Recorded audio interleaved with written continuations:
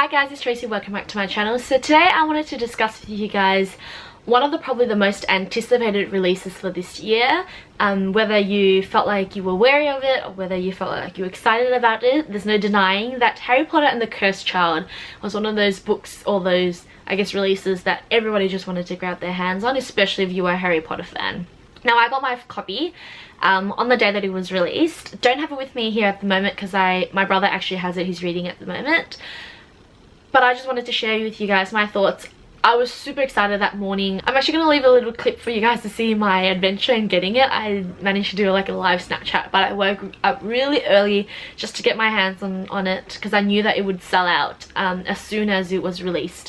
Okay guys, so it's 8:37 and I'm on my way to something really exciting. Let me get in my car first and then I can tell you guys all about it. But yay! So I'm here at my local shopping centre. I don't think this gives out any clues, but let's find parking first and then everything will be revealed. It's actually a really nice day today as well, which makes things a whole lot better. The actual stores don't open until 9, so I'm pretty early, but you gotta do what you gotta do.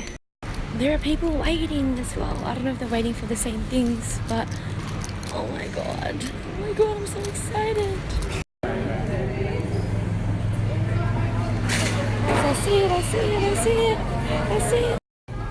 Got it! Oh my god. Okay, that's enough excitement for today. Bye bye.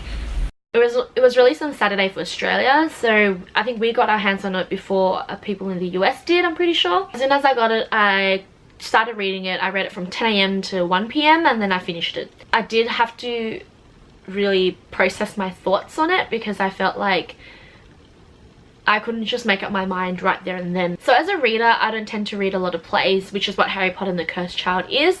The script release, I guess gives us more of an insight into the play if we can't actually go see it ourselves. So I feel like it's not fair for me to give a rating if I haven't read a lot of other plays and experienced that type of reading style before. So this review is probably going to split up into two halves, one being spoiler free, one being a discussion based around what's happened in the book as well. But essentially what I really feel about this is that yes, it is a play, which is why we can't judge this, or at least I'm not going to judge this based on a book reading experience because those two are completely different. And that's the one reason why I find that as much as I enjoyed, I guess, reading, you know, more about Harry Potter and his life onwards with his friends, at the same time I found that it was a bit harder for me to read and to enjoy because of the way it was formatted. And that's not J.K. Rowling's fault, that's not the publication's fault, that's just how it was released for us. Found that obviously because as a play you only get dialogue and you only really get stage descriptions, you don't get that whole character building, that world development, you know, really understanding the characters a bit more and having that richer element underneath the actual plot, just because it's a play. Like, I would say as a play it's probably the best thing to watch. I really do want to watch, like really do in my lifetime want to go see this play once in my life. But definitely if you're going to this book, don't expect to be wowed by, you know, an expanding world beyond Hogwarts or beyond the Wizarding World, or don't expect to sort of see a different layer to Harry and Ron and Hermione and their children, because you're not going to get that. As a story as a whole though, I thought was interesting. I found that it definitely explored a lot more of the relationship dynamics between the characters. You do get to know a lot more about Harry's second son, and Malfoy's son as well, and then Malfoy's, I guess, involvement in Harry's life nowadays and what it's like without Voldemort around, things like that, which I really liked. There were some moments where I was a bit baffled about, or found that it was a bit too bizarre to really believe that it actually happened or that J.K. Rowling wrote this, because I'm pretty sure she didn't write it. It was definitely her concepts and her ideas and her characters, but I'm pretty sure she didn't write this by herself. It was still definitely like an interesting read and an addictive read. I mean, I finished it in 3 hours. I'm grateful that that's been released because obviously I'm not going to be able to go watch the play anytime soon. It just gives me a bit more of an insight into what the play is really like and what they're doing, what type of storyline it is, things like that, which I really do appreciate. But because of this release, I find that now I want more, and I feel like it would have been so much better if she had written an actual novel to complement the play, despite me knowing that I don't think she wants to go back into that world again, because she's dedicated so much of her life to that world already. But it's just one of those things where now that I have it, I want more, and I want to know more, and I want to read about these things, and I want it in a book form so I can sort of get to know these characters more, get to see the world better, things like that. You know, bottom line is it's a play. You're not going to be able to read it as a book. So in judging it as a book, I don't think you can do that, because you're not going to have those elements. You're definitely only going to have, I guess, the story and be able to read just the story, but not be able to experience like character development, world building, yada yada, like I've explained already. I would say don't go in with so many expectations that it's going to be an amazing, you know, new adventure to Harry Potter, when it really isn't. It's just borrowing his name and the world and the characters, but it's essentially a whole different type of, I guess, adventure. I read it because I'm a Harry Potter fan. I feel like if you're a Harry Potter fan, definitely check it out, because it's worth, you know, reading it.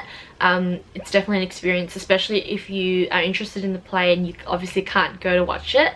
It's great to read, but otherwise I would say it's okay. Like, it's an okay read. It was good, but it wasn't anything that blew my mind. It wasn't anything that made me fall in love all over again. And I'm definitely going to be sticking with the series, just the Harry Potter series, and rereading that, because that's much more of a, I guess, exciting experience for me, much more of an enjoyable experience as well, as opposed to reading the play over and over again. That's all for the spoiler-free reviews. I'm going to go into a bit of a discussion, so if you haven't read the book yet, I suggest you leave now. I don't want to be rude, but I don't want to spoil that for you as well if you want to read it and don't want to get spoiled. So if we're going to go into the discussion things, I think I really enjoyed seeing the relationship or the friendship between Albus and Scorpius. That was one of my favorite things ever. I found that they tried to, I guess, that break the stereotype and introduce more of an accepting world, where because their parents can't seem to still accept Draco Malfoy and his family because of the whole Death Eater association thing, even though they're supposed to be in a world where it's all peaceful and yada yada now, but obviously prior prejudices are still blocking that way. And you can see it in Rose's actions towards Scorpius, and how she realizes that he's a Malfoy, so he must be bad.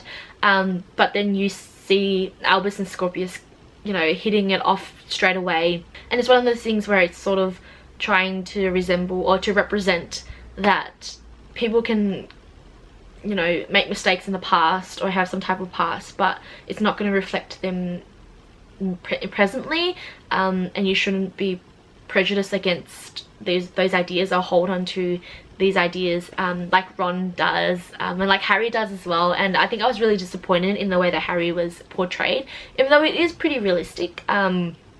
He's a pretty bad father, not gonna lie, and I think it was one of those things where he didn't understand, and I sort of can see that happening, but at the same time I feel like he's learnt so much during his teen years. I don't know why he hasn't been able to learn more after that. He seems really immature when he was dealing with Albus, and that's one of those things where I was sort of okay about but not okay as well. And I really hated the fact that he stopped Albus from being friends with Scorpius when he knows how important friendship is, especially because of his friends and because of his dad and his friends. Like, he can't just go out and stop his own son from seeing his best friend. I did not like the way Ron was portrayed. I found that he was portrayed in a really silly and almost stupid way, like he didn't have a proper role. Hermione had a great role. Like, I'm so happy that she became Ministry of Magic. Like, it was such a role that she could step up to, and I'm glad that they didn't give it to Harry, because Harry's always, you know, the main character, but it doesn't mean that he has to fulfill that important role. But I would have liked for him to, you know, maybe be a Quidditch seeker or Quidditch captain, things like that. Enjoy something that he really enjoyed when he was younger as well. Ginny had much more of a better role to play in this one. I think Harry's grounded by her, which is really good. Their relationship dynamic there plays out really well, and you can see that despite the fact that she loves him, there are some moments when she will despise what he does or dislike what he does, and it really shows how their relationship is still growing. I liked Draco's I guess progression from Harry Potter series until now, and how he is such a loving father, and I love that he'll do anything for his child or his son. It really resembles my camera cut out of me. Like I was saying, yeah, it does reflect Malfoy or Draco and his mother, especially when what she did for Harry at the end of the series. So that was really good as well. Professor McGonagall always going to be hands down badass, and I love her for that, especially now that she's older. She's still such a great character, such a great role model. I found the time turner concept interesting, and it really does exemplify, I guess, how magic works and the consequences, and really explains or tries to explain that all over again. Does incorporate some of the world into it as well, so you do get to see alternative worlds, which I thought was really good, because that does give some type of world building. I think because of the lack of character development, or actually being able to read, you know, Albus's thoughts is only just dialogue, you don't really understand, or you don't really get to see why he sort of does it, even though I think the reason why he does it is because he hates being the shadow of his dad, and he wants to be able to prove to his dad that, you know, this is him, he doesn't have to be disappointed in him, which is one of those things where I feel like maybe the Weasleys would have been a bit more of a bigger role, because Ron could probably sympathize with Albus in this matter. Instead, he's just there for the lols, really. The most bizarre thing though was definitely Bellatrix and Voldemort having a kid. I feel like that isn't believable. Like, as much as I think Voldemort might have wanted to have a kid, like might have wanted to have a child, he probably wouldn't have chosen Bellatrix. I don't know, like I just can't see it happening. Like I can see Bellatrix being totally devoted and maybe in love with Voldemort, but I could never see Voldemort be giving up his body just for this lady, or having Bellatrix bear his children from him. That's a bit weird. Like I don't think I could ever see that happening. So that was one of these things where when I was reading I was like, whoa, like hold up right now. I think that's everything I really wanted to discuss. Like, definitely don't leave spoilers down in the comments below, but I still am really interested to see what people think about this, so I'm definitely going to be keeping my eye out for a lot more discussion videos and things like that. But otherwise, that's probably it. Thank you for staying around and listening to what I thought about it. Otherwise, I hope you guys enjoy the rest of your day. I shall see you later. Bye!